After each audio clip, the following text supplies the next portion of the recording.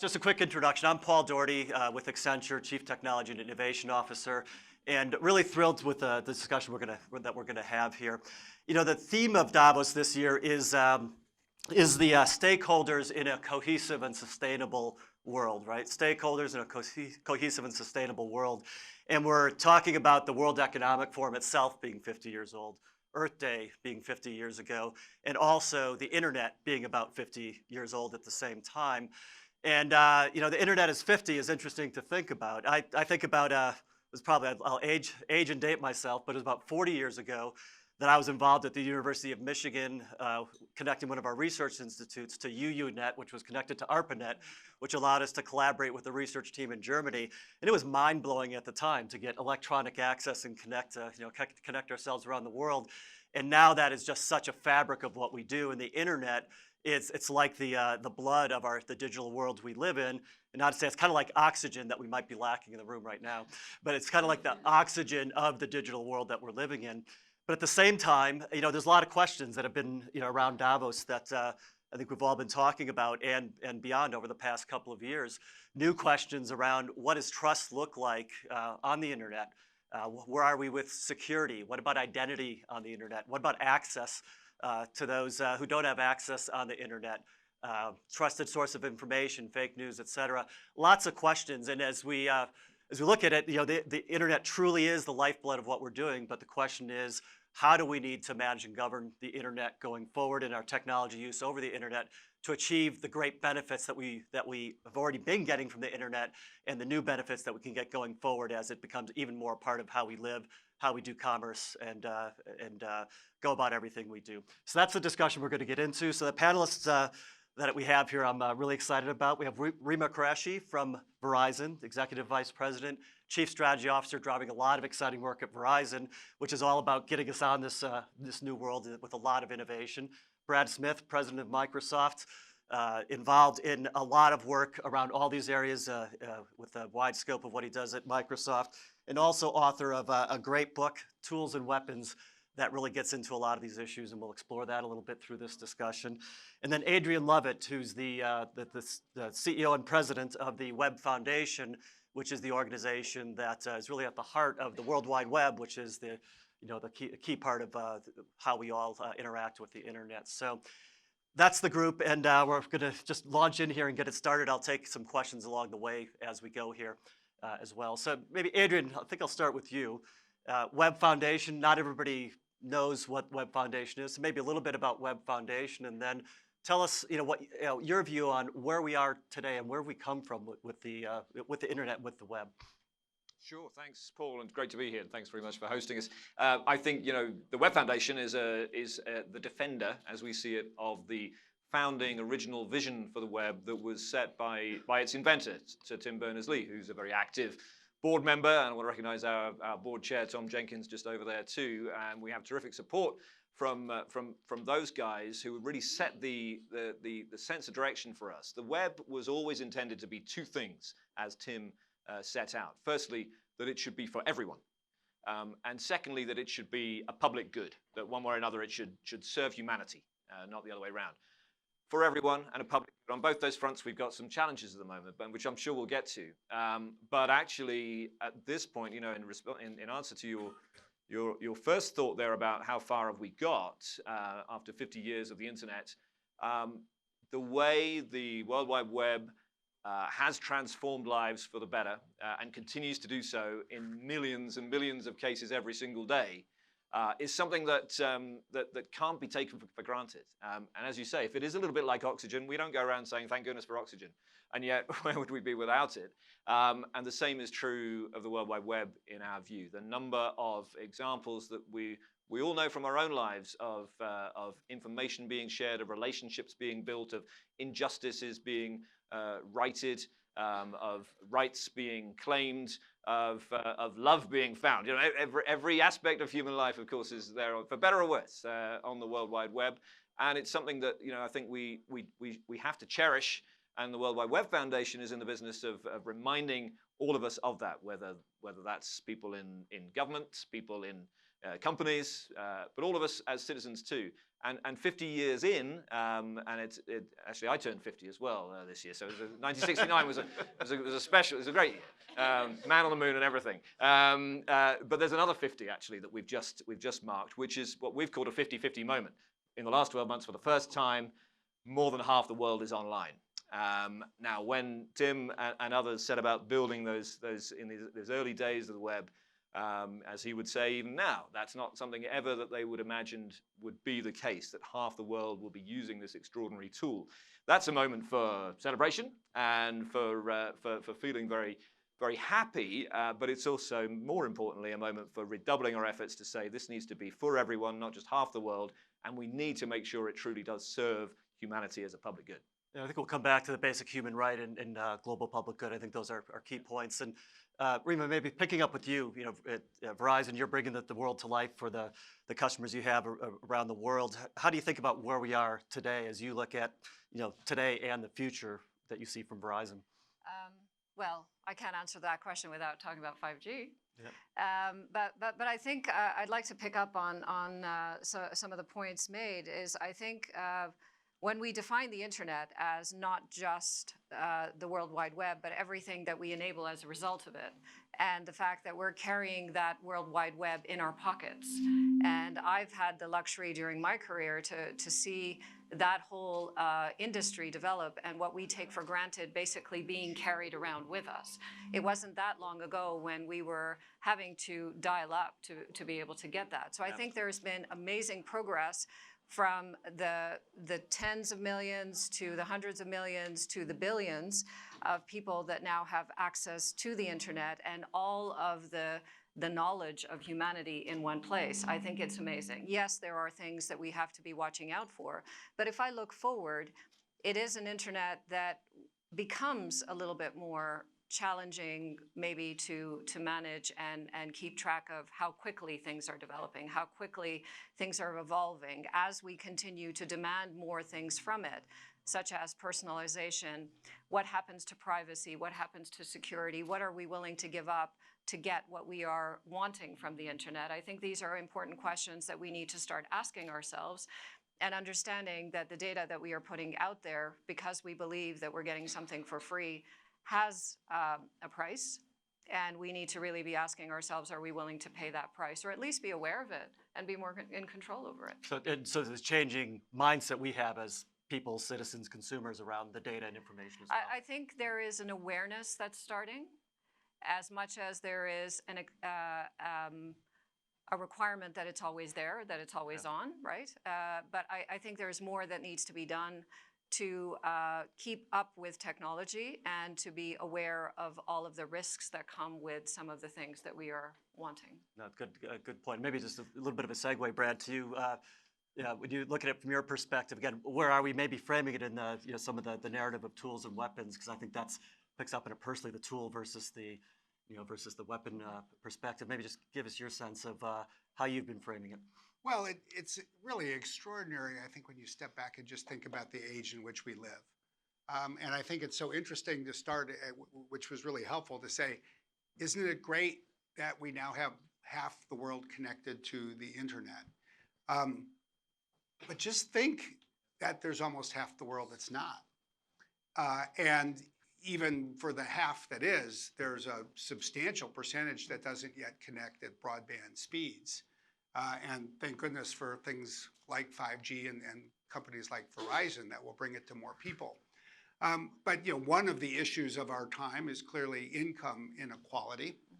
And income inequality is what we often talk about, but it really sits on a bedrock that is in part defined by internet inequality, education inequality in terms of who has access to the learning that will enable people to take advantage of the skills that will define the jobs of tomorrow. But even when you just think about the challenges that technology is creating in that perspective, it does perhaps pale to some degree in comparison with the way all of this technology that we've been creating has become both a tool and a weapon. And I think one of the great things about the tech sector is we get up in the morning, we are so excited about the tools that we are creating. We almost romanticize the word tool itself, and that's good. But when you just think about what it can then mean, say, for the democracies of the world, the 76 nations that are broadly considered to be democratic societies, and think about how digital technology is being used to attack our political candidates and the people who govern our countries, to think about the vulnerabilities in our voting systems, to think about how much innovation has gone into refining disinformation and how sophisticated that is, or think about how technology has, say, eroded journalism, or then think about how now artificial intelligence is going to take everything to the next level. All the tools will be more powerful, all the weapons may be as well.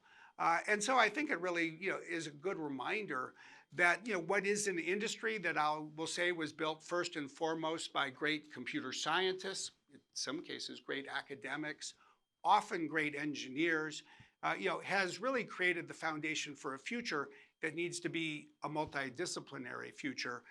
Steve Jobs said famously that he succeeded by working at the intersection of engineering and the liberal arts. That is the intersection where we all work today. Yeah, no, I think there's been a mentality of move fast and break things. Let's push the limits, do what we can. And I think what you're suggesting is a more thoughtful approach in the policy, the usage, and how we apply technology. Yeah, I think for the 2020s, I think our rallying cry should be let's move fast, but not faster than the speed of thought. That's a good one. I would add, I think I heard earlier today somebody say you won't be able to be successful in the future unless you have STEM education. I think we need to ensure there's ethics in the curriculum going forward as well. Yeah. Brad and I were in a meeting earlier. We're talking about the operationalization of ethics, hard word to say, but getting ethics really at scale and industrialized in the companies we operate in, which I think is important. And I guess that gets to, if you think about companies operating differently in different set of principles, maybe a good segue to you, Adrian, the contract for the web. Maybe talk about what that is and how everybody in the room can help with their organizations in moving us toward the kind of future we're talking about with the work you're doing on the contract for the web. Sure. Yeah. I mean, so a year or so ago, we sat down, a small group of us, with Tim, and he has been clear about his change in his outlook in the last 2 or 3 years, from one which he would freely say, prior to that was one of essential optimism and of an expectation that one way or another the good would crowd out the bad and we'd be fine, to a much less certain sense of that, given that everything we've seen in the last couple of years. So we thought, well, there seems to be sort of 3 disconnects that we maybe can try and help with here. One of them is, there's a bunch of people saying we need to get the world connected to the internet. We need to get everyone online, don't worry about the quality. Another group saying we should stop connecting people to the internet until we fix the web and make it a web worth having. We say you've got to do both. We've got to, the train is moving. We've got to fix it and refit it as it moves. It would be, I think, criminally irresponsible to suddenly say to the nearly half the world that doesn't have access that no, we're gonna come back to you when we've got it sorted out. So we've got to do both those things, and we needed a vehicle that could allow us to do that. Secondly, there's a group of people that say this is about this is governments who need to fix this problem. Another group will say it's companies that are the issue here. They need to fix things. Another group would say actually it's all of us as individuals, as citizens, as users of the web and customers of these companies and so on. We say there is responsibility for all 3 of those groups, and we should be clear about that. And then thirdly, there are out there, including in the rooms not so far from us here, often debated important statements of principles at a sort of a lofty, high level around conduct in these kind of things. Some people say that's important. Other people say, no, what we need is concrete commitments and actionable plans. Again, we say we need both those things because one without the other doesn't make sense. So we put all that together. We thought, how can we build something that recognizes that governments and companies and citizens all have a job to do, that recognizes we want to get the world connected, but we want to make it a web worth having, and that takes the focus both on principles at a high level and actionable commitments. And we came up with a set of 9 principles and 76 clauses under those principles in total. And they all fit in a nice short book, so it's not that bad. The good news is also that the 76 don't all apply to everyone. So there's some for governments, there's some for companies, there's some for citizens. And actually, you know, when we boiled it down, and this was the product of about 80 organizations, including Microsoft, who've been a great partner on this and working with us quite centrally in the core team of companies, governments, and civil society groups, putting this together. When we boiled it down, it wasn't that hard to land on the principles. It was a bit harder to get the concrete commitments nailed down, as you'd expect, but we got there. So what I think we now have, first of all, is a real sense of momentum behind this. As of today, about 1,250 organizations have endorsed this. That's companies, that's civil society organizations. So Microsoft, we're delighted, have endorsed. So have Facebook over the road, and so have Google and Twitter. Great activist organizations like Access Now and Electronic Frontier Foundation and Reporters Without Borders. So we've got great support behind the thing, and now I think we've got a tool in 3 senses. Very quickly, firstly, it's a tool for standards. You know, we've got now a listing of what actually matters, what needs to be done. It's a tool for advocacy, because we've got to put this now in front of both companies, governments, crucially as well, and all of us, and say, right now, let's do it.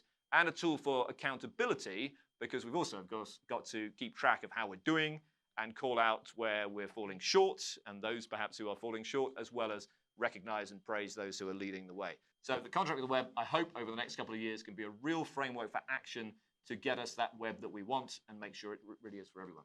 Adrian's got a lot of extra copies there, so something you can all look at. You know, but we've been talking about the web, and maybe back to you, Rima. You mentioned 5G earlier, didn't go deep on it, but we've largely been, you know, a lot of us think about the web as the people accessing the information and what's happening and the kind of way we interact today. But maybe you can paint the picture of the 5G world and what's going to happen. More data, devices connected, devices to devices. The notion of identity and you know, our devices having identity being creating a very different version of or different view on how we need to manage the future. Maybe paint a picture of how you see 5G changing the future, and does it, you know, how does that introduce either new risks or new opportunities as we think about these issues? Yeah, I think it is good to sort of level set and start with what we've seen in the previous generations of technology, which is each technology generation in telecommunications has basically provided faster speed and more throughput. And those are the things that we've measured, and it's been very much focused on consumers. So consumers benefit because they can download their favorite Netflix thing that they want to watch a lot quicker. 5G obviously will have faster speed and throughput, but it will also have better latency. So it will enable a lot of applications which don't exist today, such as autonomous vehicles and gaming applications where you get near real-time video and so on. You will also have the ability to connect 1 million objects in 1 kilometer square. You will have the ability, and this is technology that we're deploying today, you will be able to connect equipment, cars, trains, airplanes that are basically traveling at 500 kilometers per hour. So that's an example of some of the things that the technology that we're developing is going to enable. That creates whole new use cases, whole new ecosystems, and there will be a lot more connected things that there will be connected people, even if we've only got half of the population connected. So that represents a whole bunch of new use cases, opportunities, but also challenges that we have to work through. Where are things located? What type of information are they projecting? How do we ensure the security of that? What kind of decisions can be made just by things communicating between themselves? I think I am really enamored with the technology. I've been enamored with technology all my life, and I think it's amazing, and I keep wanting to push things forward even faster.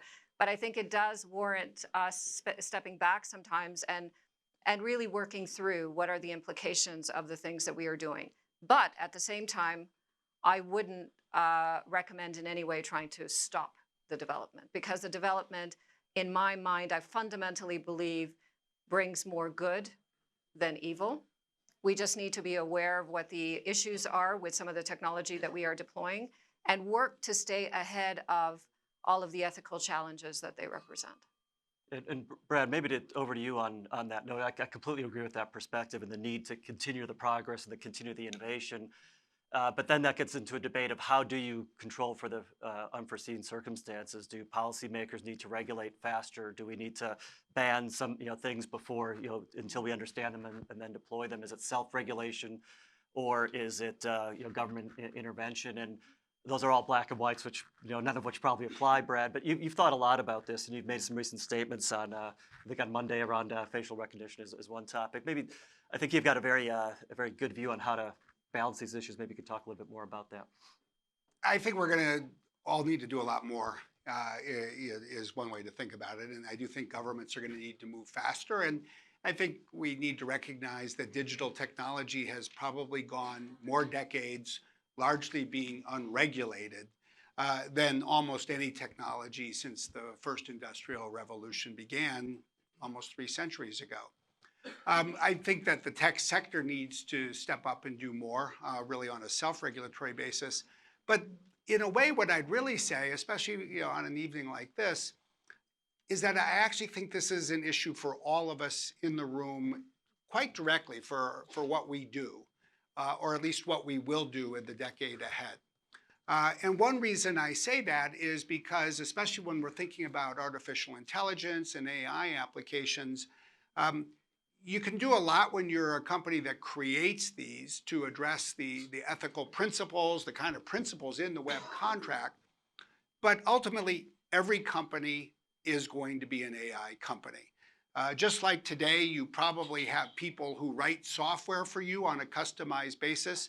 You already have, or you soon will have, people who are your employees or are working as consultants for you who are creating customized AI applications for you. And AI, more so than most things in life, has a very different impact depending on the scenario, the use case, if you will. And this is where the operationalization of ethics is actually a really daunting challenge. And one sort of story that sort of brought this home to us, one that we've talked some about publicly, was in the facial recognition space. When we had a law enforcement agency in California asked to purchase our facial recognition solution so they could deploy it and put it on all their police cars. And their vision was that every time someone got pulled over for any kind of traffic violation at all, there would be a photograph taken and it would be run against a database to see if it was a match with somebody who was a suspect for any kind of crime. And if so, then that person who might have been going 3 kilometers over the speed limit might not just get a ticket. They'd be put in the back of the police car and taken downtown. And when we looked at that, one of the conclusions that we came to was that it was going to lead falsely to the conclusion that a number of African Americans were going to be taken downtown on suspicion of committing crimes that they were not involved in any way. Because the state of technology today leads to higher error rates, which is another way of saying bias and discrimination against people of color, as well as women. So those two groups. But then you just step back and you think about everything that goes into that, identifying the problem, and then we actually went to that law enforcement agency and said, we're not comfortable selling this to you for this purpose. So you've got to identify the scenario. You've got to recognize that there's a problem. You've got to decide how serious you regard the problem. You've got to make a decision as a company as to whether to sell it. And of course, what is the most natural thing in business? When you make a product, you want to sell it to anyone who will buy it. How do you tell a sales team that has been working on this maybe for months, that has individuals whose commission rides on this is their annual income, sorry, we're not going to let you complete this sale? And of course, what you get from the sales team is what you will almost always get. Well, wait a second. if we say no, they're just going to go across the street. So we're not really going to make a difference here. Why on earth are you stopping me from earning my commission? And in that case, we did say no. We went to the law enforcement agency. We worried a lot about just seeing the sale go across the street. And the interesting thing was the answer we got was, you just saved us from making a big mistake. We are so happy that you raised this with us. You are the kind of company we want to work with. But this is not easy. I mean, every day I find just extraordinarily daunting what it will take to really fulfill the web contract. And it will require leadership in people in C-suites in every part of the economy. Yeah. To just pick up on a couple of points, which we have similar examples, and it would be in the context of location, Yeah. right? And location data, and what do you do with location data? And we've had employees that have come up with great solutions on how you could leverage the data, and there have been customers that have been more than willing to buy the information and willing to pay for it. And it's like, no, we have a contract with the consumer, with the customer, that we are using your location to know that we should send that call to Davos, send that text and whatever else. But we also have the obligation and the responsibility to protect that location information if you don't want that to be shared. Right. So in that context, it was how many cars are parked in a Walmart parking lot to then know whether the economy is doing well or not. And that was the kind of information that they were looking for to then be able to get a leg up in terms of whether you should continue to invest or not, right? And you don't even think about these kind of use cases, but somebody's actually thinking about it, whereas the salesperson is interested in making that sale and is actually making that same type of argument. But I think the challenge, I do believe that we need to govern ourselves, but I do believe there is a challenge in that ethics, in my view, is not objective. It's a subjective thing. So what is ethical for me may not be the same for somebody else. Yep. So how do you manage the fact that some companies out there are saying, yes, I know the information I'm publishing is incorrect, but it's okay, it's not news, it's entertainment. How do you draw the line? Yep. And how do you let everybody else make those types of decisions if we're going to say that we are going to self-regulate? Yeah, I think you're right. I mean, ethics is subjective. The way we approach it is there's values that we believe as a company that are the foundation of our ethics, and so we do things similar to what Brad was talking about. We have we have a process of looking at the work we're doing to try to make sure it's adhering to those values, that we're not doing things that are going to lead to those kind of consequences. But beyond that, operationalizing it means getting into the culture and the training, the people. So we're trying to scale this by the people who are involved in these decisions, that involved in the day-to-day, understand those also, because we can't control it all from the center. I think it needs to be our organization behaving differently. And I think the really one key element is, in my view, it's not actually in the culture successfully unless we have these kinds of conversations inside our companies, and I'll even say publicly. Yeah. Because look, how many people go to Davos to say, let me tell you about the people we turned down. What you always want to do is, let me tell you about all the people who are buying our product and the great things they're doing with it. But employees, they have their detectors, and unless you have the examples where you said no, I think they'll ask, is this real? Or is it just lip service? And that's same for communicating to the broader public, the intention of the companies we represent too. Yeah. Can I suggest there's another reference point that's useful here, though, isn't there? Which is human rights, which is fashionable in some circles, not so much in others, but essential to all of us. And actually, there are examples, aren't there, of industries, oil, mining, and gas now required to make assessments about the human rights impact of investments and products and so on. Ethical trading, clothing and the supply chain in textiles, where assessments need to be made now by companies around the human rights impact of what they're doing upstream. And actually, I know you've talked a lot about this, Brad, and led the way. I wonder whether we can stretch the elastic a little further between the leaders of the pack and the laggards, and pull those who are lagging behind up a little bit, because it seems to us that if we could have a much more structured approach within the tech industry towards saying, we need to make these human rights assessments, really look at, and human rights are written down, they are objective. We don't have to worry about that, and we can assess the impact of products as they're brought forward right from the design stage in terms of the likely impact of human rights. Is that, Brad, something that Microsoft can go further on, do you think? Well, I think it's a really important dimension of all of this. I mean, the 5G is just the latest example of something that's going to do amazing things, but one of the things it will make possible is, among other things, for an authoritarian government to learn so much about not just what people are writing, but what they're reading, what they're watching, what they're doing, where they're going. And for those of us in the cloud sector, we just have to be really thoughtful. And I think increasingly across the sector, companies are striving to be, because otherwise we risk creating a race to the bottom that gains global market share at the expense of rights that I believe we should regard as timeless and frankly more important than ourselves. And that's one of the many things that is easier said than done, because it really comes down to, will you build a data center in a particular country? What kind of data will you put in that country? What kind of assurances can you get that the data will be protected in a way that is consistent with human rights? And that's why so many of these issues that 10 or 20 years ago were really engineering issues or just business issues are now human rights issues and they're geopolitical issues. And we need to think about them that way. And in that context, I think it becomes important that companies measure themselves in other ways than just financial performance. Yep.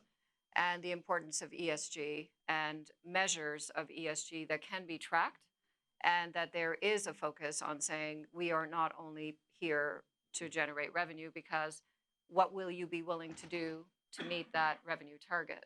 And how do you address the social responsibility that you have to your employees, to the environment, to your communities? I think that becomes a good way of creating a little bit more check and balance in this. Yep, I agree. And I'm going to ask one more question to the panel, and then we'll break and let you interact with the panelists directly to ask the questions from there. But the final question maybe to ask you before we break the stage discussion here is, we've talked a lot about the future, the path going forward. There's this fundamental issue of trust among the public, trust among the consumers and citizens in a lot of what's happening, techlash and other things we talk about. Do you think is the future about us deciding on behalf of the individual, or is the future about us developing mechanisms where the individual decides these things more from a data ownership, from a identity, from an access perspective? Or just each of your perspectives. Absolutely, more knowledge and understanding by the consumer of the data, how that data is utilized, how they need to be in control over it, and how they can make the decisions on what is done with their data. But probably not so much from the framework that's being put in place with basic regulation. I think it has to be more of a value exchange of what am I giving and understanding what am I getting in return. Right. I think we've entered an era where, frankly, for many issues, I'll say especially around something like privacy, fundamentally the only way that individuals are going to effectively be able to protect their privacy is with the backing and benefit of strong laws. I've been fascinated. You have conversations all around the world about questions like, do people care about privacy? And in almost every part of the world, people say, yes, they do. And the one place I go where people say, no, they really don't, is Silicon Valley.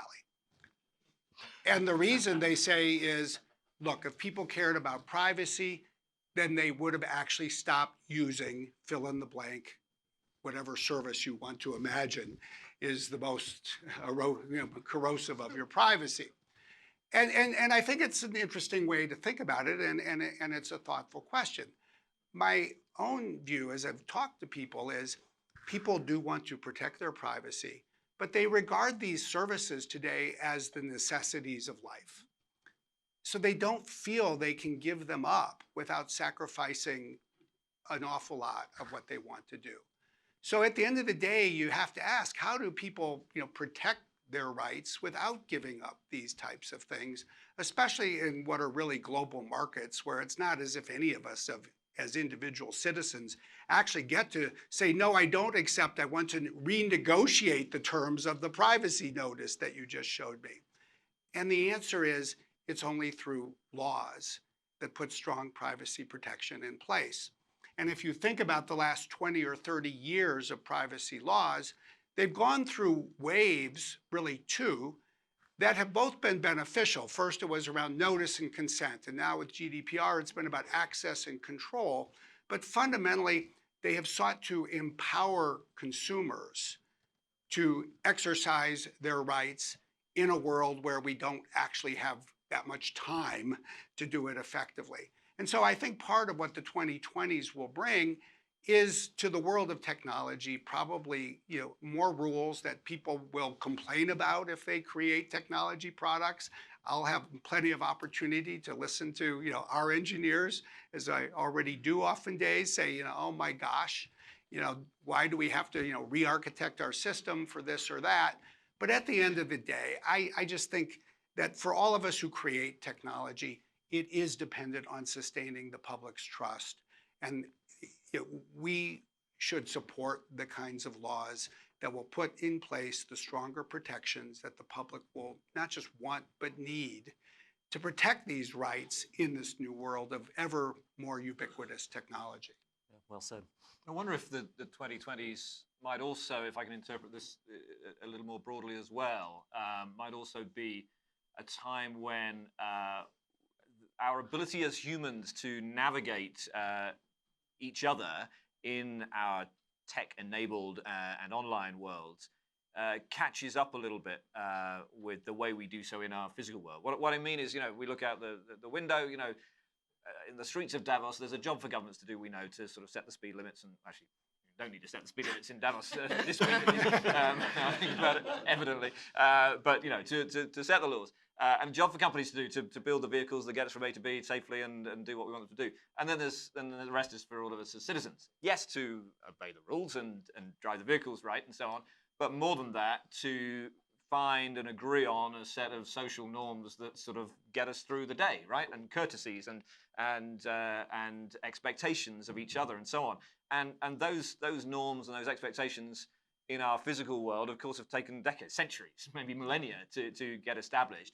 No surprise that we're struggling with some of that in the last 10, 15, 20 years of the new world that is around us, because it's not easy. And I think that as we figure out those social norms, that includes how we see privacy. It includes how we conduct ourselves on social media and what seems to be okay in terms of tone and what's not okay. It includes what we judge to be value for money in a product and what return we're getting for it. And I think that's a whole area for us to navigate together.